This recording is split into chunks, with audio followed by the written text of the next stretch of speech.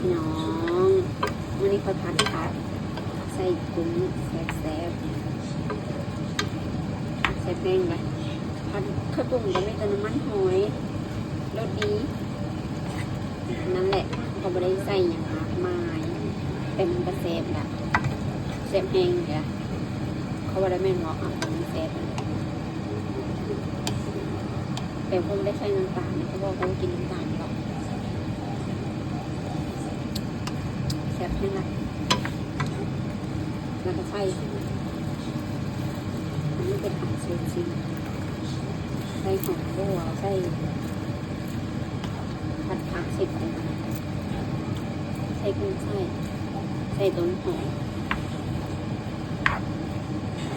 เป็นอันเซตซิมแซ่บลงไปเห็ดกินเลือดแซ่บด้วยเห็ดเองแซ่บเองต้องจำเป็นที่ไปร้านค้าแบบมันแซ่บอยู่แล้วแซ่บแห้งๆเลยแหละนี่ภาคเหนือใช่ครับหัวกระลำขาวไม่ใช่กระดอกกลางขาวกินน้ำกันจ้าแซ่บๆจ้าพี่น้องวันนี้เขาทานผัดใส่กุ้งแซ่บแห้งเลยผัดข้าวตุ้งก็ไม่เติมน้ำมันหอยรสดี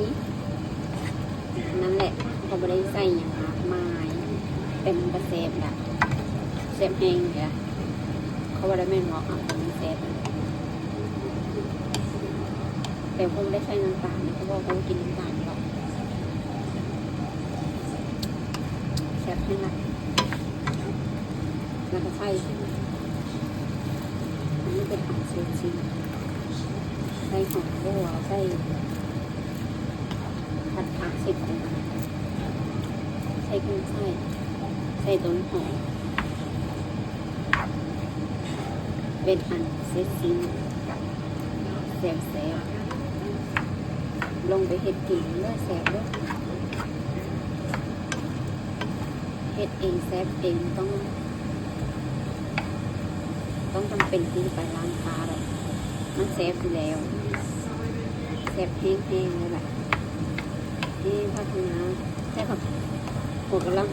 ำขาวไม่ใช่กระดอกกลางขาวกินน้ำกันจ้าแซ่บๆจ้า